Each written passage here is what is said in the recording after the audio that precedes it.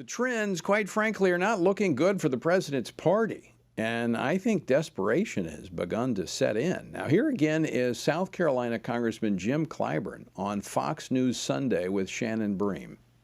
Nobody's saying the world is ended.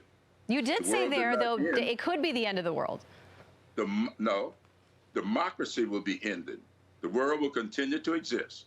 The world was here before Hitler. The world was here after Hitler. That's what we're saying. So Congressman Clyburn says that if Republicans win tomorrow at the polls and take control of Congress, democracy is over. Joining me now to discuss this and more is Congressman Drew Ferguson. He serves on the House Ways and Means Committee. He represents Georgia's 3rd Congressional District. Congressman Ferguson, welcome to the program. Thanks, Tony, and I appreciate you having me on. And as I listen to that clip, the Majority Whip Clyburn just sounds absolutely outrageous. And to suggest that democracy will die if Republicans win the House, I think it's a hollow attempt to scare voters.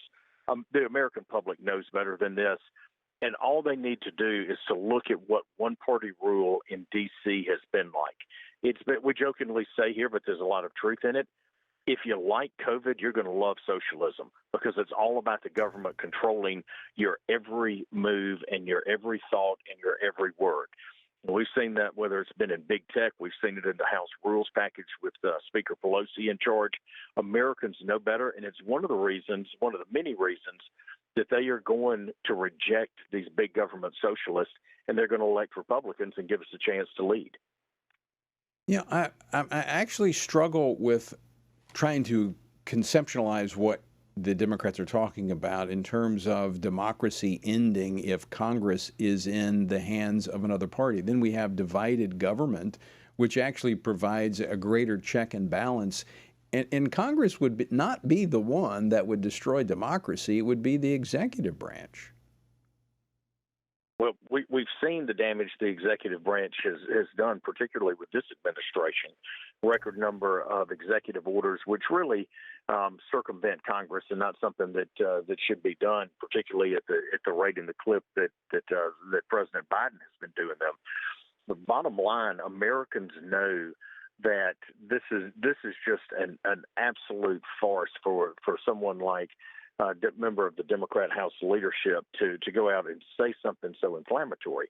And look, we've had tough elections before. The country has found itself in tough spots before. But the one thing that always shines through is the freedom of Americans and their desire to be free.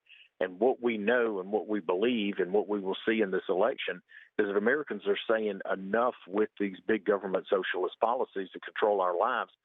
Let us be free to be who we want to be in this great nation. And I think it's one of the reasons we're going to have a big night on Tuesday. Yeah, I think you're right. I've been traveling. I was in Texas yesterday talking to a lot of people, spoke at a church. And this has confirmed what I've heard anecdotally by a recent Trafalgar poll indicating that the electorate anticipates GOP gains tomorrow, and they actually support the Republican agenda. But there is skepticism as to whether or not the Republican leadership in both chambers of Congress will actually follow through on a bold conservative agenda. They've seen this before, and it's never turned out the way it was promised. What do you say to such skeptics? So I was first elected in 2016. So we came in President Trump's first election, and something started then that is beginning to play out in the House of Representatives. I'm going to give you some numbers that I think will shock the audience. First of all, starting with my class that came in 2016, we all had to pass a different litmus test than what we've had to in the past, and it's been answering the question with the voters. Are you willing to do everything that you can to put America and Americans first?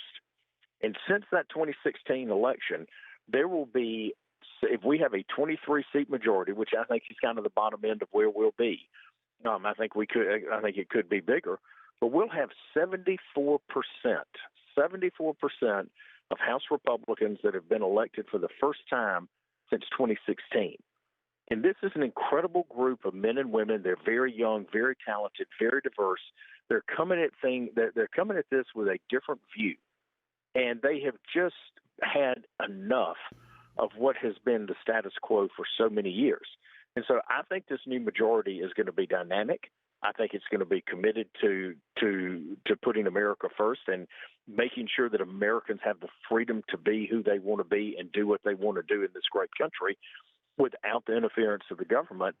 And I don't think this new majority is going to fail. And I think that House leadership that has worked so hard to get this majority elected and to make sure that we have great candidates that are winning and are representative of their districts, I think we're going to be successful. And the word that always comes to mind with this year, the incoming freshman class, our current freshman class, and our sophomore class, and my class going back to 2016, is that we have there's a fearless mode that's there. They're willing to take the votes to save the country, and it's not anything like we've ever seen before. Well, Drew, I actually think you're right. I've seen a lot of that myself, and so there's a lot of anticipation that we're going to see more of it. Drew, we're out of time. Thanks so much for joining us. Look forward to talking to you after the election.